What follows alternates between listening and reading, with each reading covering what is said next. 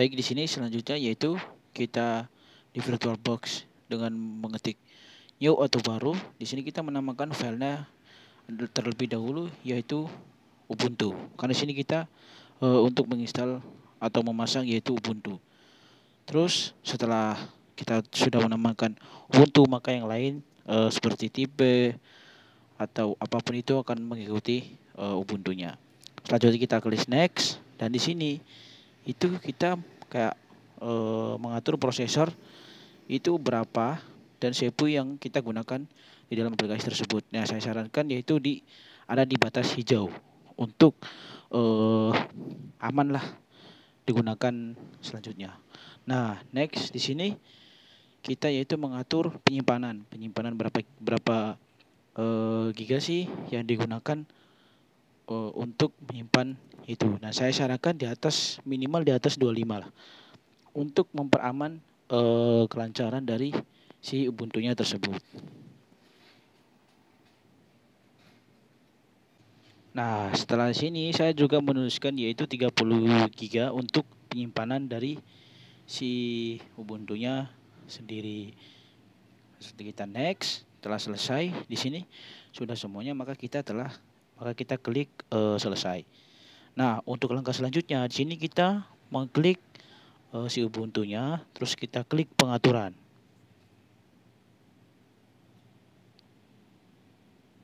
Di sini kita akan mengklik pengaturan. Kenapa kita mengklik pengaturan? Yaitu untuk mengatur si Ubuntunya agar lancar saat digunakan. Terus, nah di sini itu kita mengatur di batas hijau. Selanjutnya yaitu kita ke tampilan. Nah, di layar juga ini untuk memori video itu disarankan untuk mentok. Karena kenapa? Untuk lebih aman lah saat kita menggunakan Ubuntu tersebut. Selanjutnya yaitu kita mengatur ke arah sistem yaitu CPU. Di sini saya sarankan yaitu tetap di batas maksimal hijau. Untuk semua pengaturan itu saya sarankan di hijau karena untuk memperlancar si Ubuntunya itu sendiri.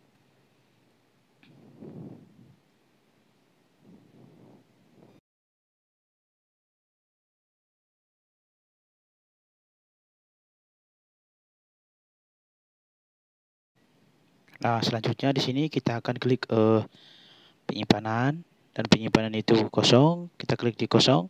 Terus kita pilih gambar CD atau kaset, dan di situ kita pilih yaitu file Ubuntu yang telah kita download supaya Ubuntu tersebut dapat berjalan. Karena dengan adanya file itu yang dapat membuat Ubuntu tersebut dapat berjalan. Nah, di sini saya memilih filenya.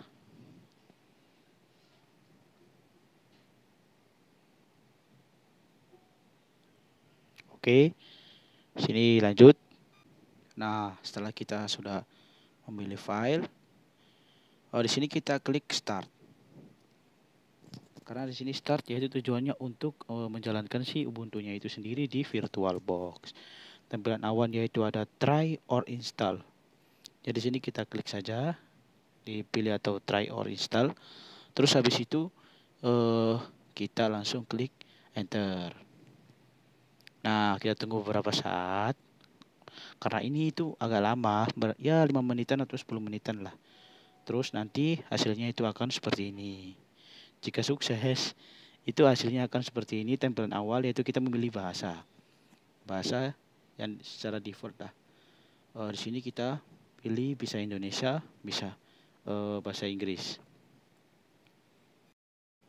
Nah, di sini terus kita next. Setelah pilih bahasa, kita next lagi. Di sini itu kita lebih ke next karena di sini itu udah bawaan dari defaultnya si Ubuntu itu sendiri. Kita next. Kita klik next lagi. Ini karena ini sama juga seperti awal, yaitu ada beberapa bahasa. Ini kita next lagi untuk connection dalam menginstal si Ubuntunya itu sendiri.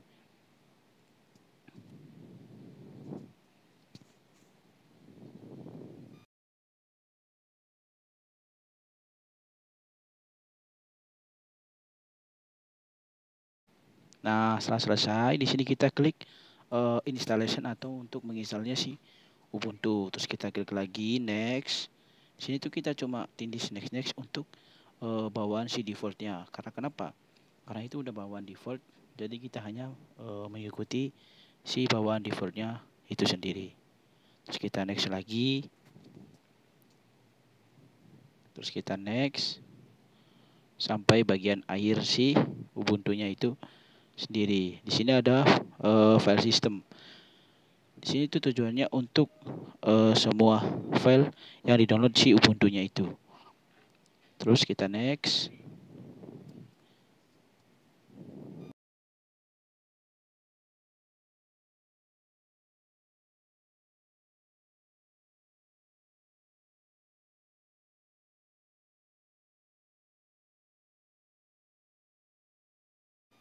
Nah, di sini kita next. Sini kita back dulu ini, terus kita next lagi untuk mengecek. Terus kita di sini next lagi, next seperti awal. Terus kita next lagi sampai ke bagian akhir. Nah, di sini setelah kita next, di sini tuh kita akan disuruh untuk membuat akun yang dimana itu bertujuan untuk saat kita gunakan saat masuk ke dalam aplikasi Ubuntu itu sendiri. Nah, di sini kita membuat yaitu username-nya.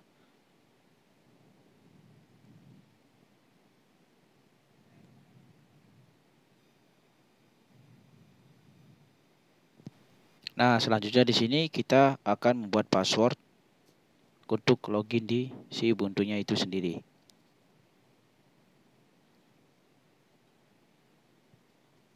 Ya. Ntar ada notif yang mengganggu.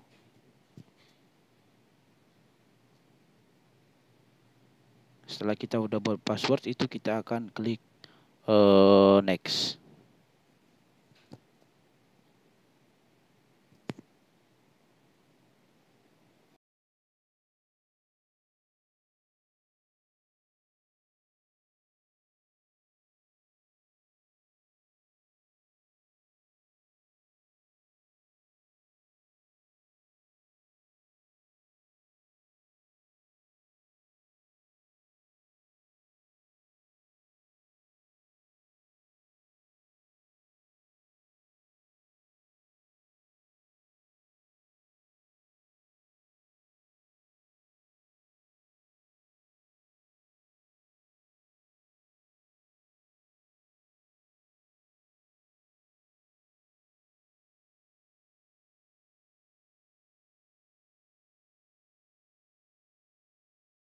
Baik, selanjutnya di sini kita akan memilih wilayah kita, yaitu default yaitu kita milih WIB yaitu di daerah Jakarta. Terus kita next.